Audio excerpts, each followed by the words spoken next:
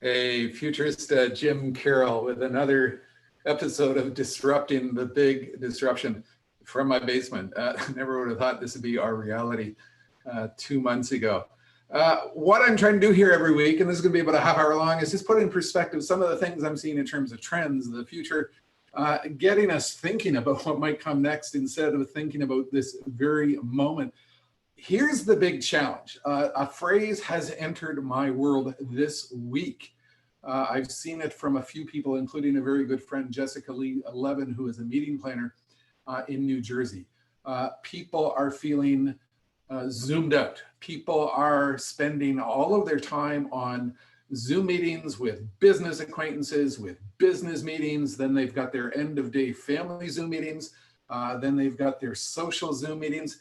People are feeling absolutely zoomed out by what is going on. And the challenge with trying to reinvent yourself as a content expert, as a leadership expert in this era in which people are feeling absolutely zoomed out, it's a problem.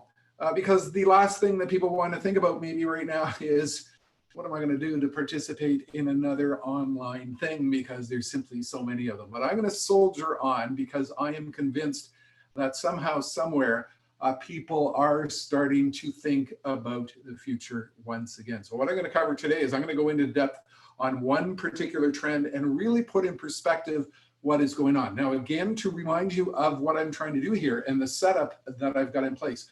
Look, most of the online webinars that you see feature a talking head with a backdrop, and they sit there and they drone on. I decided early on in this thing that I would have to step up the game and I would have to have a very much more sophisticated layout. And I've done that in my home broadcast studio here. So right now I'm using some software on a Mac with 3 webcams, 3 different camera angles. I'm grabbing that and I can switch between scenes because I got to work hard to try to keep your attention. And I dump it out to LinkedIn, to YouTube Live, to Zoom. It goes out to Periscope on Twitter. Goes out to Crowdcast, and I continue to explore new platforms and new opportunities. Now, last week I had a significant crash in that one of the cameras froze, made it for a very challenging circumstance. So I went out this week and bought a USB 3 hub, and I think I've ironed out my technical problems, but look, anything could go wrong. Anything is going wrong in the world right now. So what happened this week? Well, you all saw what was going on with the price of oil, in a situation where we absolutely, saw the negative price of oil. Who would have thought 2 months ago this is the world that we would find ourselves in? And this is one of many trends unfolding in real time, which is simply absolutely staggering to try to understand. And I did a little bit of a summary of just some of those trends that are unfolding right now.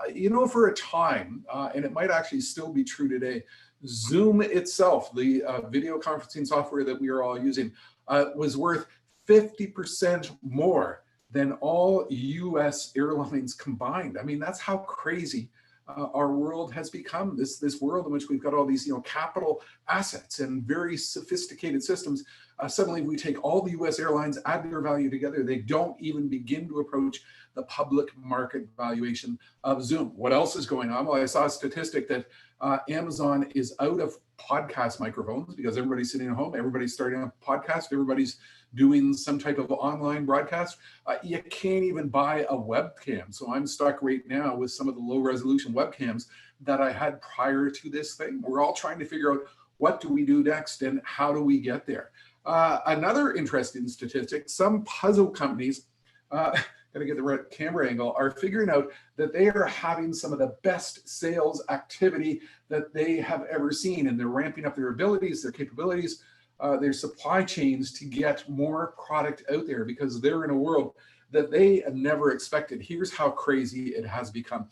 Look at the numbers of what is happening with box offices. We've gone from $204 million in revenue in the first week of February to something like $10,000 in mid-March. I mean, these are staggering times. And we're all terrified. We're all trying to figure out what the heck is going on. What does it mean? What comes next? I mean, I didn't even bother, digging out the statistics on what's going on with toilet paper. This is one of the early quotes I put out there because we've seen, just these massive changes in human behavior and what we're doing day by day, moment by moment. So Here's the thing. I think that people are, through these very complex circumstances, somehow starting to think again about what comes next with the future. So earlier this week, I had a conversation with someone in the news media for a newspaper about the future of higher education. What is going to happen? When is it going to come back? How are students going to react? How are parents going to react? What should educational institutions be doing to try to align to this new reality?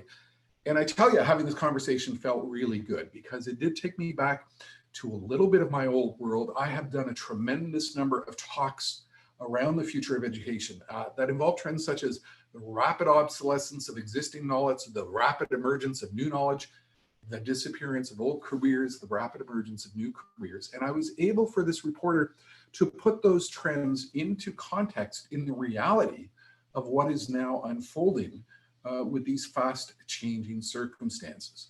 And I think that's what we need to do. We need to put some of the trends which we were talking about in the olden days, like 2 months ago, and re-examine them under a new microscope to understand what they mean and where that might take us in the future. So I wrote this blog post about a month ago, so early weeks into this thing, that sort of took a look back from the year 2030. And what does the world look like as a result of what has happened with COVID-19? And it displayed some of my early thoughts. You can find it on my website, www.jimcarroll.com/blog. And I'll post a link on Twitter, LinkedIn, and Facebook after this talk.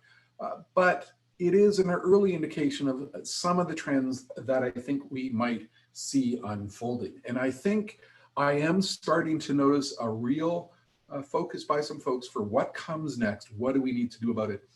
How do we align ourselves to this new reality, such as getting used to the second camera angle? So I want to take you on a tour of one of the particular trends that I spoke about in that blog post, which I think is being shaped in a very significant way. And that has to do with the world of manufacturing.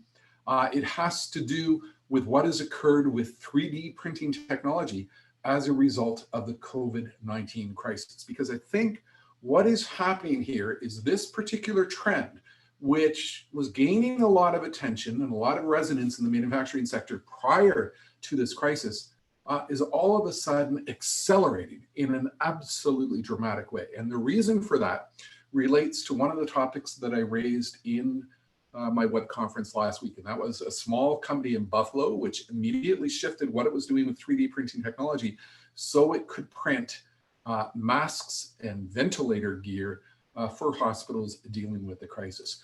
What is now occurring with 3D printing technology is simply staggering, because what is unfolding here, I think, is a recognition through various aspects of the leadership sector within the world of manufacturing, aspects of the healthcare system, certainly aspects of global leaders in a variety of different industries, as to what this technology can mean and how it can change what we do in the world of manufacturing, particularly as we need to come to consider new ways of manufacturing. We need to consider, how do we manufacture from a social distancing perspective? But it's not just that. How do we rapidly align to new emerging markets? How do we design new software in different ways that can help us bring products to market faster than ever before? Before the emergence of COVID-19, I spoke at a lot of manufacturing events and spoke about such trends as rapid prototyping, rapid development, iterative product development, this world where we could design products faster than ever before. What we are now witnessing with the emergence of 3D printing technology is a realization at the senior levels of a lot of different organizations that, hey, this is real. This has really profound potential.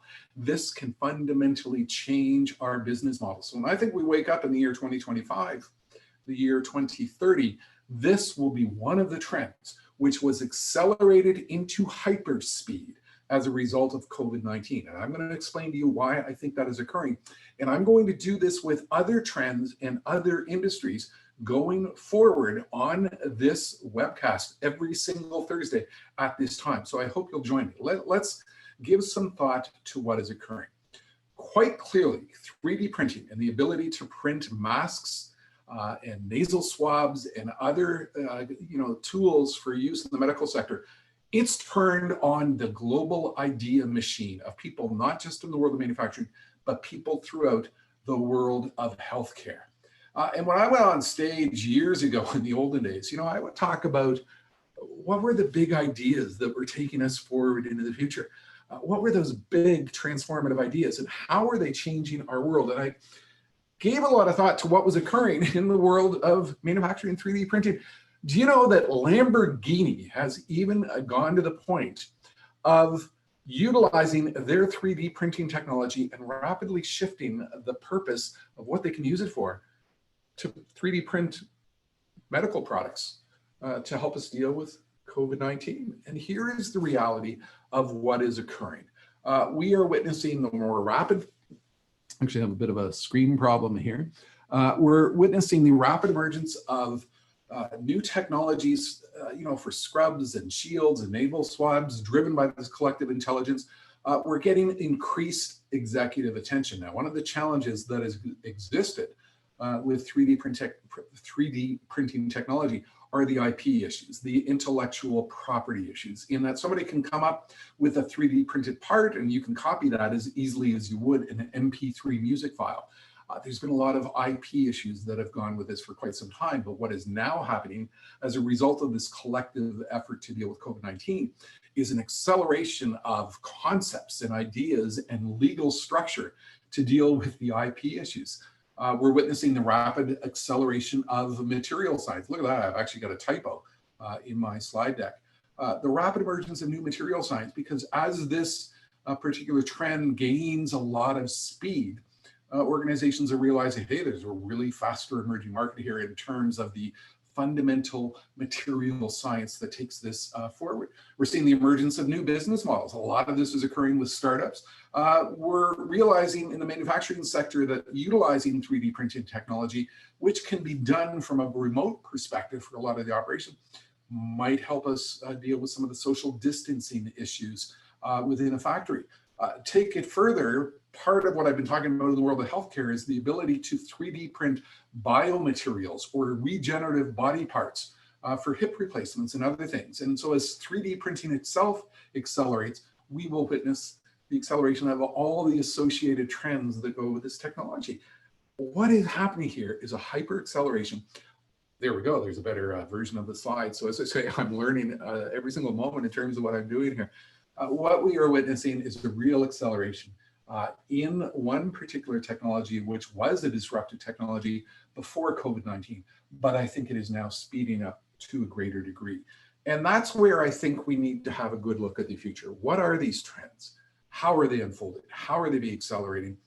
How might we witness the emergence of new billion-dollar industries literally overnight? And so that's what I'm going to do through these webcasts in weeks to come. I'm going to take a particular industry, I'm going to examine it in depth, I'm going to take a particular trend, I'm going to take a look at it in depth to try to stretch your mind in terms of where we're going to go next. I also promise I'm going to become way better in learning to work with two different camera angles. I think I need one of those little red lights that goes at the top here. So if we think about what is occurring, I'll give you an example of another trend that I've already started working on, and that's robotics in the factory, cobotics, what we call cooperative robots. And these are robots, technologies that can work cooperatively with humans. Cobots, robots that come out of the cage. They no longer have to be caged. I think what is happening is we discover the world of social distancing in factories and warehouses and inventory facilities and supply chain. We are going to witness an absolutely massive acceleration of cobot technology. That's what I'm going to explore next week, in addition to the topic of agriculture.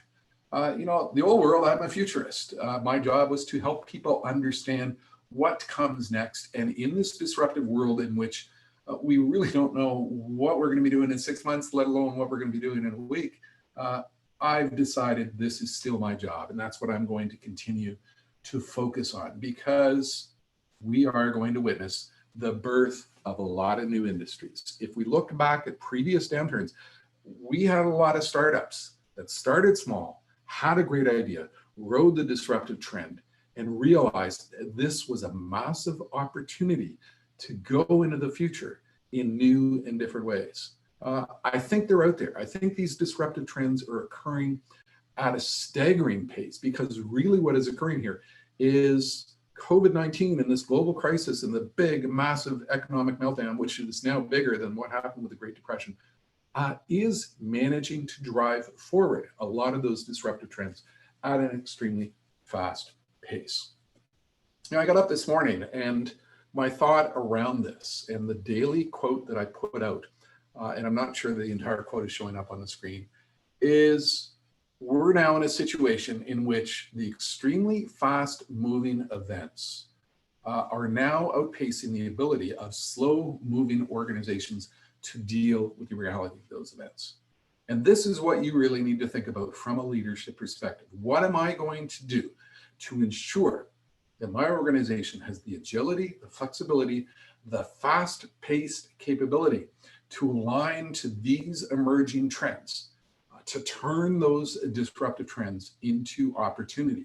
I think that's what we are witnessing right now with 3D printing technology. I'm going to put that PowerPoint slide up on my blog later on today, just to give you some additional thought and context on how the acceleration of that particular trend is really leading to potential hypergrowth of the overall 3D printing. I'm going to take on the topic of cobots next week.